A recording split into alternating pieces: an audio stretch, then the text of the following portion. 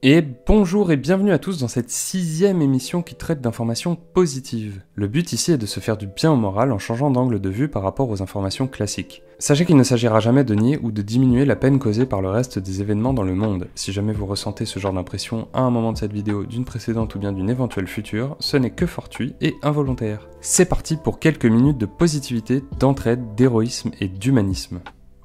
Tout d'abord, un grand bravo à Yannick Bestaven, le grand vainqueur de la course Vendée Globe de cette année. Il est arrivé 3ème au Sable d'Olonne ce jeudi 28 janvier, à exactement 4h19 et 46 secondes, mais a bénéficié d'un bonus de temps accordé par le jury pour avoir porté secours à l'un de ses concurrents. Il aura donc passé exactement 80 jours, 13h59 minutes et 46 secondes en mer, ce que l'on peut donc absolument qualifier d'un tour du monde en 80 jours. Félicitations également à ses concurrents Charlie Dalin et Louis Burton, respectivement 2e et 3e, mais aussi à tous les participants, ces héros explorateurs. Et je rajoute, durant le montage de l'émission, un immense bravo à Damien Seguin qui est parvenu à boucler ce tour du monde sans main gauche. En effet, ce Nantais est né sans sa main gauche. C'est donc un exploit formidable qu'il a accompli. Parce que déjà, un tour du monde en 80 jours, faut le faire, mais sans main gauche. Vous imaginez, vous? Non mais, le mec quoi? En plus, il est déjà médaillé 2 fois d'or aux Jeux Paralympiques, et moi je suis là dans mon salon, en train de... Monsieur, calmez-vous. Mais j'aimerais le citer tout de même, parce que c'est beau et que cela peut en inspirer certains en cette période de challenge. Chaque cap que l'on passe, chaque journée franchie est une petite victoire. Il faut se battre tous les jours pour être encore là le jour d'après. On va chercher des ressources qui sont insoupçonnées, c'est un truc de dingue. Même si cela semble plutôt motivé par un choix stratégique que moral, on peut tout de même féliciter le parc Astérix qui va fermer son delphinarium après plus de 30 ans d'ouverture pour se concentrer sur ses autres attractions. Pour rappel, les dauphins sont l'une des espèces les plus intelligentes sur Terre, au même titre que les grands singes ou encore les corbeaux, et on ne peut qu'imaginer ce que ça leur fait de vivre toute une vie en cage après que nous ayons nous-mêmes expérimenté seulement quelques mois confinés. Si comme moi, vous ignoriez d'ailleurs que les dauphins nageaient au large des côtes bretonnes, vous serez peut-être alors aussi étonné de savoir qu'ils peuvent s'échouer sur les plages. Le 6 janvier, sur l'île de Ré, 29 dauphins ont pu être sauvés et remis à l'océan grâce à l'intervention rapide des autorités et de bénévoles. Dans la province de Neuquén, dans le sud-ouest de l'Argentine, des paléontologues ont découvert le squelette quasi complet d'un dinosaure vieux de 98 millions d'années et qui est de 10 à 20% plus grand que le plus grand des dinosaures connus jusqu'alors. C'est-à-dire qu'il dépasse les 40 mètres de long. I noticed you picked out a lot of our dinosaur items. I chose those. I'm a paleontologist. A paleontologist who works out. You're like Indiana Jones. I am like Indiana Jones. Now, when they found the remains of the Mesozoic mastodon, they discovered what appeared to be the remains of a Paleozoic amphibian in its jaws. How did it get there? Maybe this should be more of a quiet game. Avec le soutien du ministère de la Culture et du CSA, le groupe France Télévisions va lancer une chaîne éphémère appelée Culture Box, normalement début février sur le canal 19, pour soutenir le milieu de la culture. On y trouvera spectacles, concerts, danses, théâtres et festivals récents, ainsi que des spectacles inédits et originaux. Jamal Furani de Haïfa est un Israélien aveugle de 78 ans. Enfin, plus maintenant. Enfin, aveugle je veux dire, il est plus aveugle. Il a pu bénéficier en décembre de la toute première greffe de cornée artificielle réussie au monde, et ce, avec une opération qui a duré moins d'1 heure.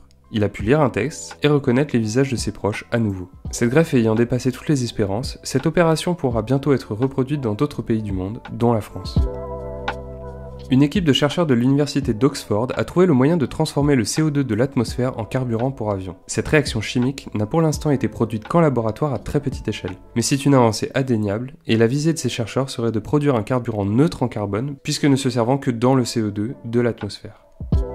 Le 20 janvier, dans le 5e arrondissement de Paris, une librairie unique a ouvert ses portes. Elle s'appelle la Librairie des Grands Caractères, et a la particularité de ne vendre que des livres à très grand caractère et fort contraste. Tous ces livres issus des éditions Voir de près et À vue d'œil sont destinés aux malvoyants qui jusque-là, s'ils étaient motivés pour lire, devaient aller commander sur internet. C'est la première librairie de ce genre en France.